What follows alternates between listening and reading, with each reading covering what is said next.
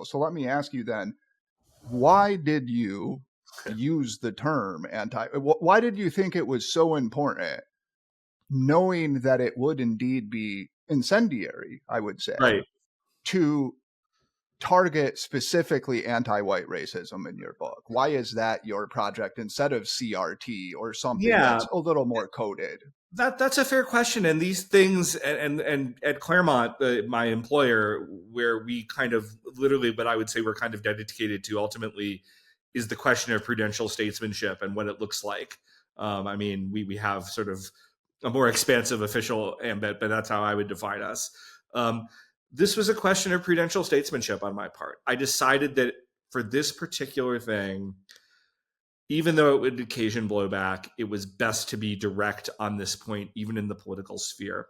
I think certainly based on the reaction that I've gotten to this book, I think that was the right decision, even though there are shows that I can't go on. Right. There are other things. I mean, I did get on Fox, but it was a little bit of a production. There's even people who've had me on. I think there's like a little nervousness. I remember I was talking with Trump Jr.'s folks before I went on his podcast, and they were kind of like, they just kind of wanted to make sure. I mean, they'd gotten a good reference, a couple good references from me from people they trusted, but they just wanted to make sure I wasn't going to kind of like say anything that was going to be, completely incendiary and out there. So Right. I made the prudential decision that ultimately at this time on this issue, I just needed to be direct on that core point.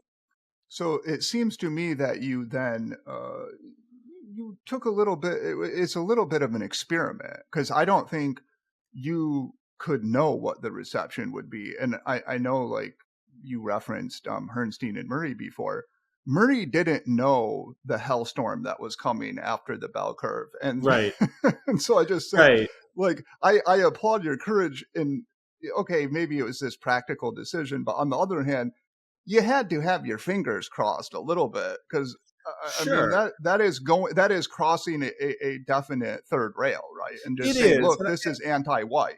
It is, and it was fortunate. I was fortunate in terms of, without getting into too many personal details of my life, but in terms of my social, political, financial position in every respect, that I felt like, when I set out to write this book, it wasn't just that I felt very intellectually equipped to do it, and I did. I mean, I'd been thinking about these issues for quite a long time. I mean, really, for 20 years since I'd lived in India previously, was probably the first time I started to, as I mentioned in the book, really think about these issues more seriously.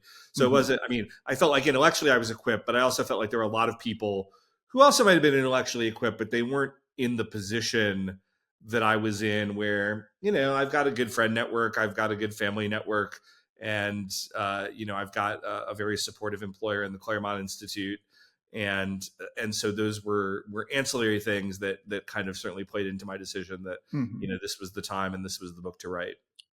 Oh, I think you made the right decision. So let's get into your thesis, or theses, I suppose. But your Yeah. major thesis here. So here's the major question. In a country that's still majority white, how Right. has the regnant ideology become anti-white? How could such a thing occur? I know this is a Yeah. big question, but it is the important one, right? It's the important question, and yet I don't have a fully satisfying answer to it. I mean, it's not that I don't have. I will give you plenty of answers. Sure. But in many ways, there's a couple books that I kind of want to write as sequels to this, and I haven't really talked about them too much at first, because if nobody was interested in your idea 1.0, then you probably shouldn't be Right. pushing on ideas 2 and 3.0. But as the book, I mean, the book sold as many copies in the first week as my kind of low end hope for the first year. So there was Amazing. Wow. there was a lot of interest in the book. It sold really well. It's been Mm-hmm. reviewed very well. And so that's like, okay, well, what are my future bites at the apple? And I think Yeah. one of them will kind of center a little bit more on this very question you asked, looking particularly at the white left in America as kind of the primary driver. And when I do that, I want to be a little bit careful, because there is a tendency in terms of people who talk about this in a certain frame, even if they're pretty frank and candid, that they'll blame everything on the white left, and they kind of Hmm. remove the agency of minorities in, frankly, a very Yes. racist way, in my view. Yeah. And there's plenty of bad minority political actors here who have Right. engaged in the things. But I do think that it is important when you talk about this being a majority white country, and yet we've wound up here, um, to say, well, there were clearly a lot of whites who played a role in this, and Right. like, let's examine their motivations. So I think when you talk about the white left, there's sort of two different things going on. Um, One is it's a little bit of a flex, and this guy I was arguing with today on X, Heath Mayo, was trying to do that a little bit to me. And he was sort of saying, well, we could either whine about racism or we could just really be awesome and kick butt. And first of all, I mean, I don't accept those two things as exclusive. I think we should Right. absolutely call out racism and still go out and kick butt and not not sit there and be whiners.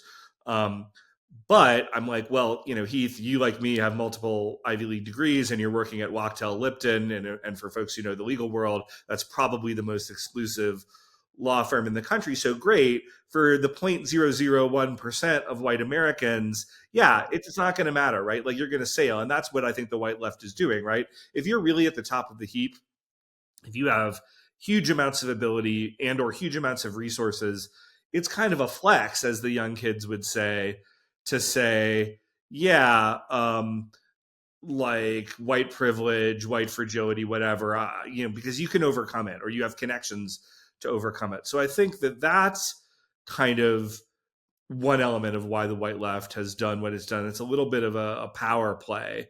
And then I think the second element, which is a little less flattering, although that's not particularly flattering in and of itself, is when you look at the social science survey data from Pew, which kind of tracks, so this is not some right wing organization, opinions over time, they look at kind of in group preference by ideology and race. Right. And it's largely what you would expect and not particularly concerning of any race. I mean, some groups have a little bit more, some whites tend to have a little bit less, conservatives have a little more, liberals have a little bit less. But everybody has an in-group preference, which is not Right. surprising. I mean, you just like you prefer your mom to some average woman on the street. Right. Um, Exactly. Yeah. as long as it's not kind of like getting toward Nazi levels of in-group preference, this is not a problem. There is one group that is an exception to that, and when you look at it graphically, it sticks out dramatically. And Yes. this is white liberals. And white Yes. liberals think that whites are dumber, more criminal, et cetera. You kind of name, you go down the line, that's how they feel about whites. Yes. And I can only connect this in some way to their own personal unhappiness and the hugely disproportionate amount of mental illness that we document in this community. And again, I think um, this has been shown by a lot of nonpartisan survey data. And even if you want to correct for, well, if you're in these subcultures, you're sort of more likely to want to go to a therapist or feel that that's okay. I think even when you kind of correct reasonably for that type of stuff, you still see a pretty Hmm. large effect. And so I think some of this is a combination of mental illness and unhappiness among a very powerful group, which is white liberals. Yeah. It's like literal self-hatred. Now, what's interesting about this, and you say this, you write this in your book, so you don't have to dodge this question, I know.